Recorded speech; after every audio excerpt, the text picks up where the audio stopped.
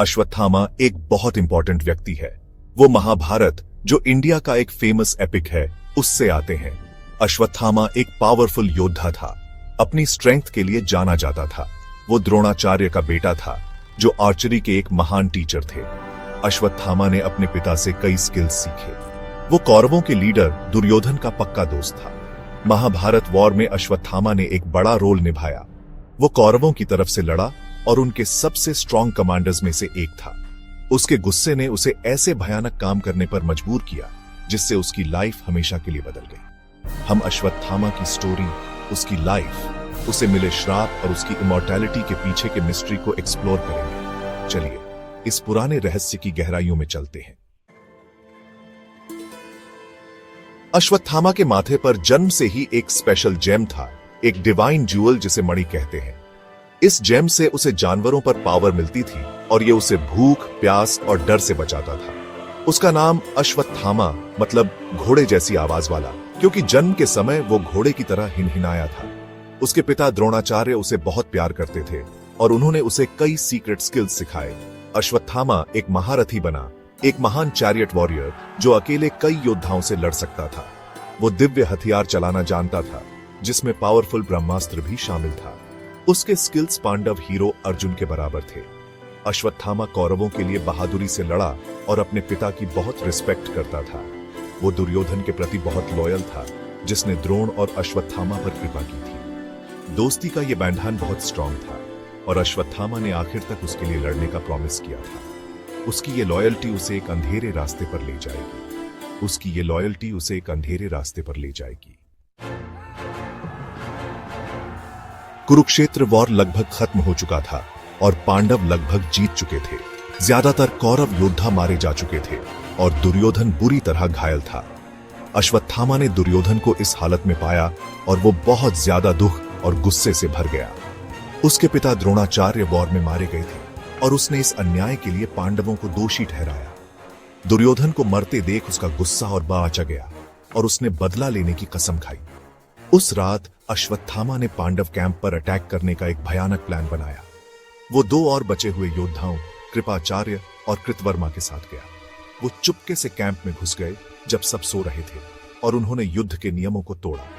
Camp के अंदर अश्वत्थामा ने भारी तबाही मचाई। धृष्टद्युम्न और पांडवों के 5 बेटों को मार डाला। उसने गलती से उन्हें पांडव भाई समझ लिया था। वो रात भयानक डर और दुख से भरी थी। इस काम ने हमेशा के लिए उसकी काली डेस्टिनी तय कर दी। जब सुबह हुई तो पांडवों ने अपने कैंप में हुए भयानक मैसेकर को देखा। उनके बेटे और साथी सब मारे गए थे और उनके दुख और गुस्से का कोई ठिकाना नहीं था। द्रौपदी ने जस्टिस की मांग की और उन्होंने अश्वत्थामा को सजा देने की कसम खाई। लॉर्ड कृष्ण, पांडवों के डिवाइन गाइड, जानते थे कि इसके लिए अश्वत्थामा रिस्पॉन्सिबल है। अर्जुन ने कृष्ण के गाइडेंस में अश्वत्थामा का पीछा किया और उसे ऋषि व्यास के आश्रम के पास पाया। अश्वत्थामा ने ब्रह्मास्त्र इस्तेमाल करने का फैसला किया। उसने इसे पांडव वंश को खत्म करने के लिए चलाया और अर्जुन ने अपना ब्रह्मास्त्र छोड़ा। ऋषि व्यास और नारद ने दोनों योद्धाओं से अपने हथियार वापस लेने को कहा। अर्जुन ने ब्रह्मास्त्र वापस लिया, लेकिन अश्वत्थामा ने इसे उत्तरा के गर्भ की ओर मोड़ दिया। कृष्ण ने उत्तरा के अजन्मे बच्चे को बचाया और अश्वत्थामा को श्राप दिया। तुम 3000 साल तक धरती पर भटकोगे, तुम अकेले रहोगे और लाइलाज बीमारियों से पीड़ित रहोगे। कृष्ण ने अश्वत्थामा के माथे से डिवाइन जेम निकाल लिया। उसके बिना वो कमजोर और दर्द में था। लॉर्ड कृष्ण के कर्स ने अश्वत्थामा को पूरी तरह बदल दिया। वो अब एक प्राउड योद्धा नहीं, बल्कि एक अमर दुखियारा बन गया था। उसका शरीर दर्दनाक घावों से भर गया था और उसके माथे का घाव कभी नहीं भरा। उससे लगातार खून और मवाद निकलता रहता था, जो उसे कभी न खत्म होने वाला शारीरिक दर्द देता था। अश्वत्थामा को अकेले, बिना किसी साथी के धरती पर भटकने की सजा मिली थी। कोई उसे खाना या आसरा नहीं देगा और उसे सबसे ठुकराया हुआ एक आउटकास्ट बनकर रहना था। यह अकेलापन किसी ऐसे व्यक्ति के लिए एक भयानक सजा थी जो कभी एक रिस्पेक्टेड योद्धा था। लेजेंड्स कहते हैं कि अश्वत्थामा का दुख बहुत ज्यादा है और वो अपने भयानक पापों का बोझ उठाए हुए है। उसकी इमॉर्टैलिटी कोई वरदान नहीं, बल्कि एक अभिशाप है जो उसे लगातार उसके गलत कामों की याद दिलाता है। सदियों से उसकी कहानी सुनाई जाती रही है और लोग कल्पना करते हैं कि वो जंगलों में घूम रहा है और दूर दराज की गुफाओं में छिपा है।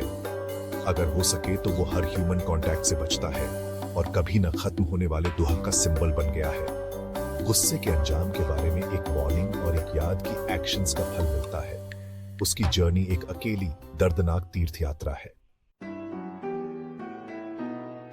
इंडिया में बहुत से लोग मानते हैं कि अश्वत्थामा अभी भी जिंदा है और कहीं भटक रहा है। उसके बारे में कई स्टोरीज और लोक कथाएं हैं जिनमें अजीब मुलाकातों का जिक्र है। उसे अक्सर एक लंबे रौबदार घावों से ढके हुए इंसान के रूप में देखा जाता है। कुछ स्टोरीज कहती हैं कि वो अपने जलते घावों को शांत करने के लिए तेल या खाना मांगता है। वो सुनसान जगहों पर अकेले ट्रैवलर्स के पास जा सकता है या पुराने मंदिरों के पास देखा जा सकता है। एक फेमस जगह है मध्य प्रदेश, इंडिया में असीरगढ़ किला, जहां लोकल्स मानते हैं कि अश्वत्थामा एक शिव मंदिर में आता है। 20वीं सदी की शुरुआत में नॉर्दर्न इंडिया के एक डॉक्टर ने दावा किया था कि उसने एक ऐसे पेशेंट का इलाज किया था जिसके माथे पर बहुत पुराना घाव था। वो पेशेंट बहुत लंबा था और एक पुरानी बोली बोलता था, जिससे कुछ लोगों को लगा कि वो अश्वत्थामा हो सकता है।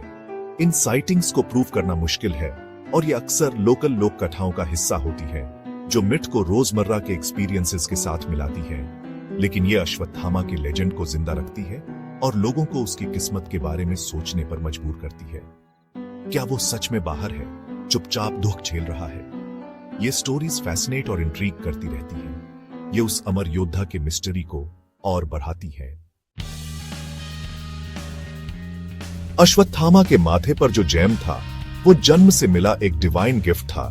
इसे संस्कृत में मणि कहते हैं। इससे उसे सभी छोटे जीवों पर पावर मिलती थी और ये उसे इंसानी हथियारों से बचाता था।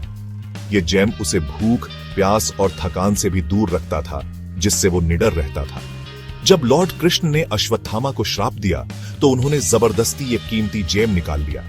इस काम ने अश्वत्थामा से उसकी डिवाइन प्रोटेक्शन छीन ली और उसे हर तरह के दुख झेलने के लिए कमजोर बना दिया। जेम निकालने से एक गहरा घाव हो गया जो कभी नहीं भरेगा, जिससे लगातार खून और बदबूदार मवाद निकलता रहता है। ये घाव उसका कांस्टेंट अजाब बन गया, उसके श्राप का एक फिजिकल सबूत और उसके भयानक पापों का निशान। जो कोई भी ये घाव देखता उसे शापित योद्धा के रूप में पहचान लेता। इस घाव का दर्द अनबेरेबल था, जो भटकते हुए उसके दुहक को और बढ़ाता था। जेम और घाव उसकी स्टोरी के सेंट्रल हैं, जो दिखाते हैं कि उसने क्या खोया और क्या पाया। उसने अपनी पावर, स्टेटस और शांति खो दी और बदले में दर्द से भरी इमॉर्टैलिटी पाई। ये घाव उस शापित योद्धा की सबसे पहचानी जाने वाली निशानी है। अश्वत्थामा की स्टोरी आज भी हमारी कल्पना को लुभाती है। हमेशा दुख झेलने और कभी न खत्म होने वाली सजा का आइडिया डरावना भी है और फैसिनेटिंग भी। अश्वत्थामा एक पावरफुल सिंबल है जो हमें युद्ध की भयावहता और कैसे गुस्सा और बदला सब कुछ डिस्ट्रॉय कर सकता है, इसकी याद दिलाता है। उसके कामों से बहुत दुख हुआ, जो हमें धर्म, सही काम और अधर्म, गलत काम के बारे में सिखाता है। अश्वत्थामा का कल्चरल इंपैक्ट बहुत ज्यादा है। उसकी कहानी कई रूपों में सुनाई जाती है, जैसे बुक्स, प्लेज, मूवीज और टेलीविजन शोज में। हर बार कहानी सुनाने पर उसके कैरेक्टर में नई परतें जुड़ती हैं। कभी उसे एक ट्रैजिक हीरो या कभी एक प्योर विलन के रूप में देखा जाता है। ये अलग अलग व्यूज उसकी स्टोरी को डायनामिक और रेलेवेंट बनाए रखते हैं। क्या अश्वत्थामा अभी भी जिंदा है? शायद वो हमारी सुनाई स्टोरीज और हमारी कलेक्टिव मेमोरी में जिंदा है। वो एक वार्निंग और एक सबक के तौर पर जिंदा है, जबकि उसके फिजिकल एग्जिस्टेंस का मिस्ट्री बना हुआ है। लेकिन हमारी कल्चर में उसकी मौजूदगी अनडिनाइबल है, जो उसे लेजेंड में एक अमर कैरेक्टर बनाती है। उसकी स्टोरी महाभारत की टाइमलेस सीख का हिस्सा है, जो आज भी हमसे बात करती है। ये फैसिनेट और इंट्रीग करती रहती है और उस अमर योद्धा के मिस्ट्री को और बढ़ाती है।